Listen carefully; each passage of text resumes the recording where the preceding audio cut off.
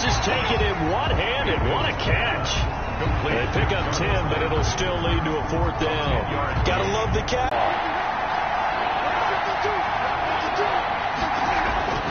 Throwing on 3rd down, Stafford.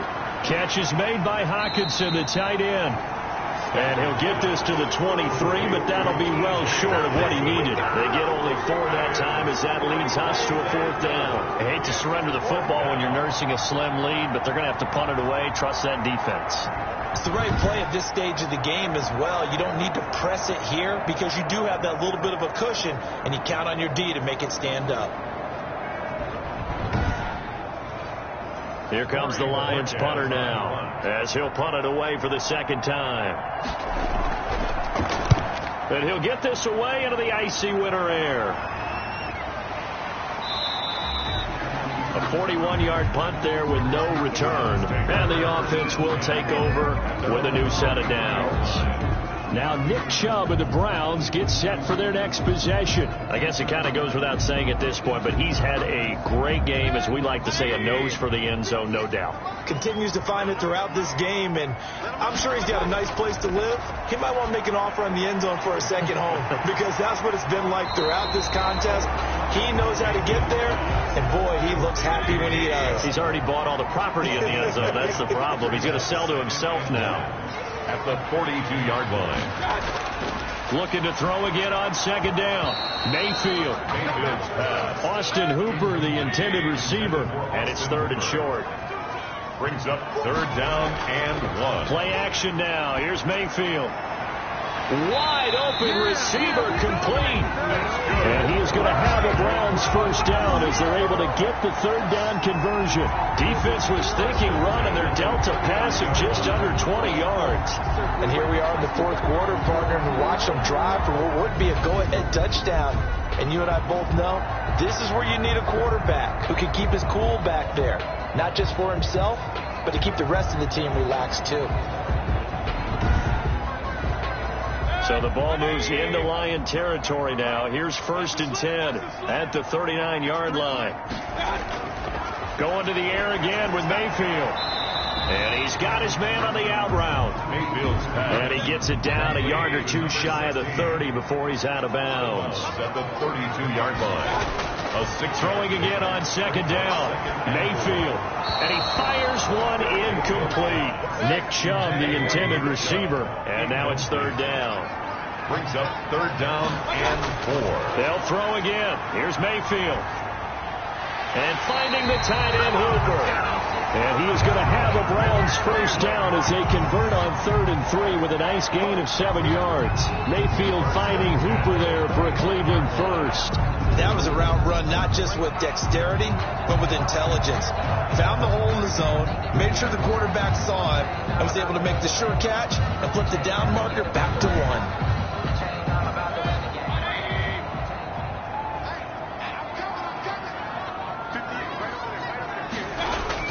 On 1st and 10, Mayfield. They set up the screen to Chubb. That was play number 7 on this drive, and it got him 7 yards. Able to get 7 on that 1st down pass play. 2nd and 3. For a second there, I thought that might break big. Screen pass. Looked like it was coming together. Looked like there was an opening. Still, ended up with a solid game. 5th catch of the afternoon, and that gives him a 1st down. And a lot of people ask the same question all the time. Why do we see so many slants in the red zone? Well, the windows are tighter. Everything's more condensed. It has to be quicker, and you've got to deliver the ball on time. Your biggest worry? Ball gets tipped in the air. Because if that happens, then it's fair game for the defense. Only way to get the lead here, of course, with a touchdown. And that's what they're gunning for on 1st and goal. Coming right, this is Chubb on the toss. And he'll be pulled down as a penalty flag will rein in as well. And that would appear to be a face mask. Face mask. Defense. Well, when you're leading in the 4th quarter, that's not the penalty you want. Not at all. And now your discipline comes into question. Having poise this stage of the game, you can't have those kind of plays. So the face mask moves him closer, and now 1st and goal. And again, it's Mayfield.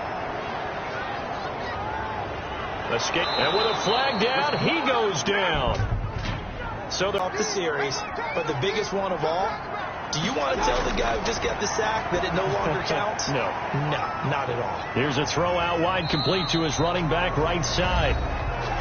It'll be a gain of 4, and that is going to set up 3rd and goal. 4 yards. 3 points separating these two sides with 2 minutes left to go in the 4th. So the Browns in possession of the football here as we get you reset. They face a critical 3rd and goal now in a 1-score game. Over the middle and into the hands of his receiver Landry. And they'll bring him down at the 13-yard line. They wind up with 6 on the hook up there, but it's not enough. 4th and goal. Well, you know me pretty well now. You know what I want to do after that completed pass. 4th down by 3. What do I want to do here? You want to go for it. You might be tempted. I think they need to kick it. Yeah, someone might have to overrule me. Get the kicker out there, tie this game up. A 30-yard attempt.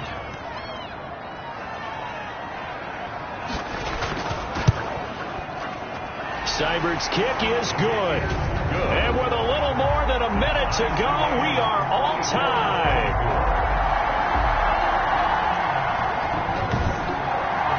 Well, we knew this had the potential to be a tight game, but with less than 3 minutes to play, couldn't be any tighter. We're all tied. All locked up, right? And this next drive is going to tell us everything we need to know about this game because I want to see how they come out with the football. Are they going to be aggressive and attack downfield? You still got a 2-minute warning to come up? Or are they going to be conservative and try and hold on and maybe just get to overtime? And Detroit getting set to go now.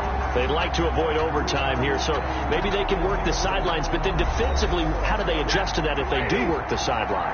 It's the old leverage game, and we usually talk about leverage at the line of scrimmage, right? Who's going to win with the low blocking and everything that goes along with that. But in this case, you're trying as a defender to leverage them towards the middle of the field, not let them get to the sidelines and try and tackle them in bounds in order to run the clock out. Chess match here late, and they bring him to the ground just shy of midfield. It's a gain of 14 and a 1st down for Detroit. And this is going to be intercepted. Picked up by Denzel Ward, and he's able to get it back here to the 43-yard line. So how about that for a momentum switch? We're in the 4th quarter, and it's a tie game. You've got to take care of the football here. Now their opportunity to take the lead right out the window, and everything is flipped in the other direction. Ready to take over again on offense. Out comes Cleveland. They, of course, tie game, would like to avoid overtime if they could. And a lot of people would go ahead and play it safe here and get to overtime and try and win it there. But, you know, sitting up here in the booth. And this is going to be intercepted. Picked off by Justin Coleman. And his guys are going to take over at their own 48-yard line. 1st and 10. Well, NFL quarterbacks have learned the hard way. You're not going to get rich throwing against this guy. He's definitely too good. And this is now his 2nd interception of the ball game. And if I'm running the offense, I've got to tell my guys, you've got to go work on the other corner. Detroit's offense ready to take over. They can still get into field goal range, partner. They got to work quickly, though. I agree with you totally. Find a way to get the ball downfield and out of bounds. In a perfect world, they know what hash they want to get to for their kicker, and they already know the distance that he feels comfortable. That'll dictate what they do on offense. See if they can get in his range. The Lions will use the first of their timeouts as they get it with just 19 seconds left on the clock. That's to his running back, Kerryon Johnson. And he's going to get this inside the 30. The Lions now going to use the 2nd of their timeouts as they'll stop him with 13 seconds left to play. They'll run on 1st down. Johnson. The all-pro safety Eric Berry in on the stop. So 4 quarters wasn't enough, and we are off to overtime. Don't change that dime. And here in overtime, if the team that receives the ball scores a touchdown, it's over. If they don't, we can still have some more football. That's exactly right. If they go down and kick a field goal, the other team gets a possession to either match it or score a touchdown to win the ball game. If both teams kick field goals, the next team to score wins. But if the receiving team throws a pick 6 or fumbles the ball and it gets picked up by the defense and they score, the game is over at that point. So we're right back where we started, all even as the kick's away. This taken in about 4 yards deep. And they will play it safe here and bring this one out to the 25. Here's the Detroit offense now as they head back out onto the field. They're set for their first drive here in overtime. And this is where the crowd can really become a factor. They've had to battle it all day, but I know what you're saying. In overtime, that gets doubled, doesn't it? At least, because now the crowd really wants to be involved and help their team, and that first drive can dictate the whole thing because they know if this team takes it downfield and scores a touchdown, it's game over. It's been loud in here so far. The drive starting with a first down, 11 yards on that pickup. 11 on the play. And the Lions first down. Now Stafford. Open man is Galladay, complete. And they'll get him down after a pickup of 8, 2nd and 2. A good pickup there, 8 yards on the first down completion. They like going to him in the slot. He catches another one. I think this comes under the heading of until they stop him, why not go back to him? He has something going really well. Great working relationship with the guy throwing the ball, and they keep making the connection. Now a 10th carry for Johnson. And he'll go down right around the 47 this time. 4 yards the pickup, first down. A 4-yard pickup on the play. First down, Detroit. The shotgun snap for Stafford. And that's going to be incomplete. Too tough to hold on to that one. It's second down. An incomplete pass on first down. That leads to a 2nd and 10. I think that was good strategy there, trying to go right back to him after the last completion. But this time, the defense was all over him, and they got there to break that one up. Give them 14 on that one and a first down. First down, Lions. Now whistles and a flag down. Looked like one of the Lions linemen might have moved. The full start backs him up 5, 1st and 15.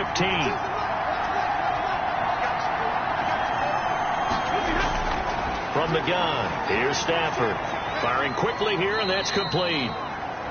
Stafford. They'll contain him to just 4, second down. 4 yards on the pickup. Brings up 2nd and 11. At the 40-yard line. Running from the gun, Johnson. And little room to maneuver there. He gets it down to about the 39. In need of a 3rd and 10 conversion to keep this opening drive of OT alive. And it's out of the gun, Stafford. Open man, he's got him, the tight end, Hockenson.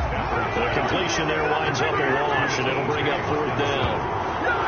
And the stats that matter on this play don't help a team very much unless, of course, you're playing defense. If you're getting points per reception, you got a reception, but no yardage. Great job by the defense, though. They read through that one. They read through it, gave up no yardage, and people got credit for tackles. Pretty good deal. Yeah, this is away, and I don't think Landry will get a chance to return here. This one will sail out of bounds. It'll depend on the spot here. And the side judge says that went out at the 7-yard line. The field position game, such an overlooked facet, Charles, of an NFL game. But this offense, they're going to be pinned back. What an ideal punt. An ideal punt, and it leads to that term complementary football. Because them doing that puts their defense in a great spot, doesn't it? Gives them a chance. If they want to be aggressive, try and maybe get a safety out of this whole thing, it puts them in that position. And now the drive starts with the completion out to the right. No gain there on the completion. 2nd and 10. He's taken out of bounds behind the line of scrimmage. They'll try to draw now with Chubb. And he's up past the 10 to about the 12. 5 yards. Now it's 3rd and 5. And there's a run to be happy with. Good, solid yardage. He'll take that any time you hand the ball to a back.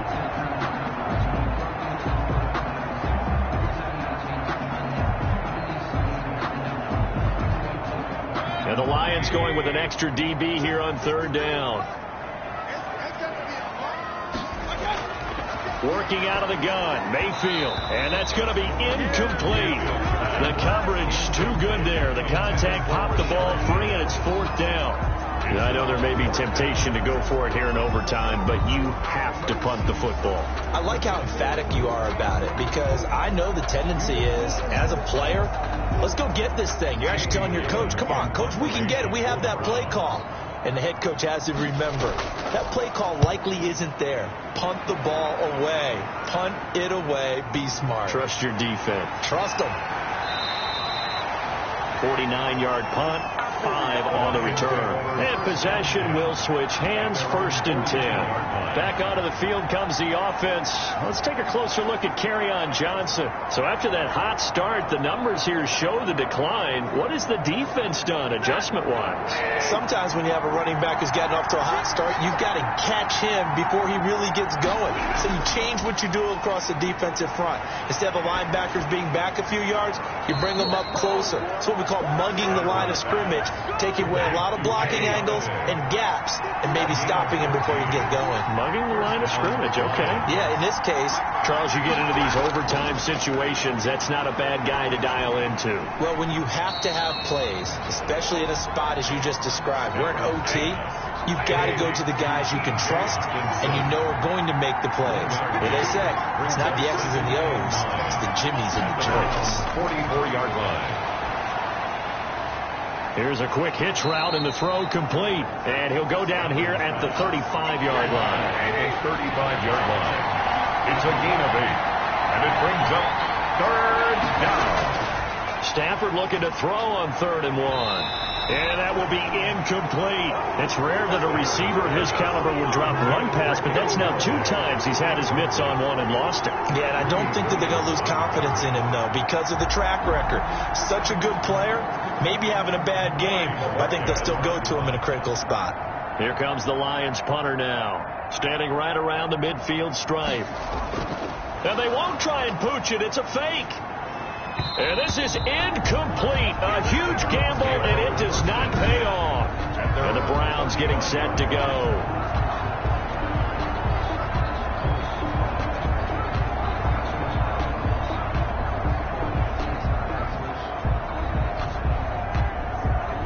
So a fake punt, and look, this would seem to be the area of the field to take the chance, but ultimately unsuccessful. Yeah, and if you're going to take the chance, I think you're better off leaving your offense on the field, because in this situation, most teams are coached to leave their defense on the field. They see where they are out there and realize even if they punt the ball, it's not going to go very far or it's going to go into the end zone. So they leave their defense out there, play for the fake, and in this case, they were right. Throwing on 2nd and 8. Mayfield. And that'll be incomplete. Landry again the intended target. And it's 3rd down. Brings up 3rd down. From the shotgun, it's Mayfield.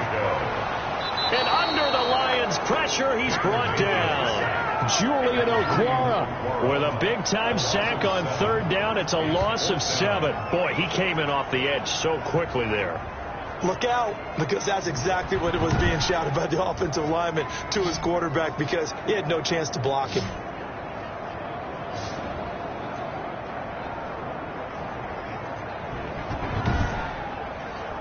Here's Jamie Gillen now as the drive goes backwards, so he's on to punt it away. And he deserves a bronze leg as he gets this one away. Fair catch called for and taken right near the 30-yard line. Just 34 yards on the punt there, no return. And Detroit getting set to go now.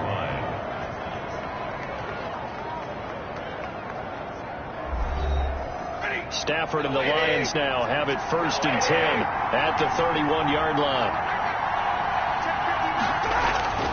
And he'll throw right away.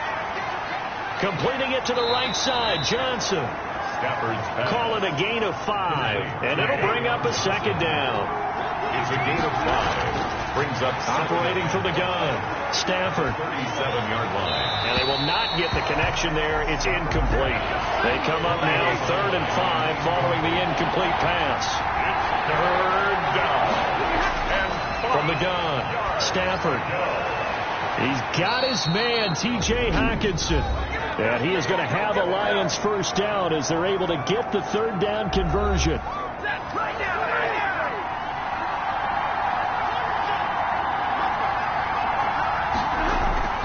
Now a 1st down throw. Stafford. He'll get this one to Galladay. And he'll go down, but not before getting this inside the 30. Now a 2nd timeout called for by the defense. They'll be down to just 1 remaining as we step aside here in overtime. On 1st down, it's Johnson.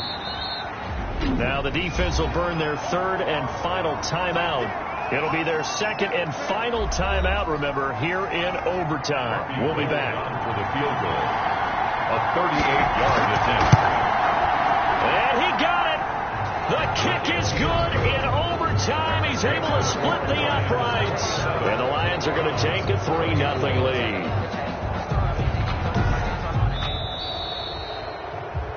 We thought this game would be a good one. It did not disappoint into overtime, and it took the field goal to win it. And we always pay lip service to how important it is to play defense. And usually we focus on the big offensive pyrotechnics, right? But in this case, they got the ball back on defense, gave themselves a chance, and they capitalized on it with a victory. And I don't care what distance that field goes from in overtime. The knees are always knocking, but he pushed it through. Not only that, think about your snapper, your holder. A lot of nerves for them, too, because they have to do their job in order to give him one last chance to put a foot to it. So for the Lions, it's a 4th win on the year as they move to 4-9. And they will head home next week to take on the Minnesota Vikings. Meanwhile, for Cleveland, they can ill afford to drop too many more as they fall to 7-6 on the year. And they'll be back home next week as they're set to take on the Cincinnati Bengals. So for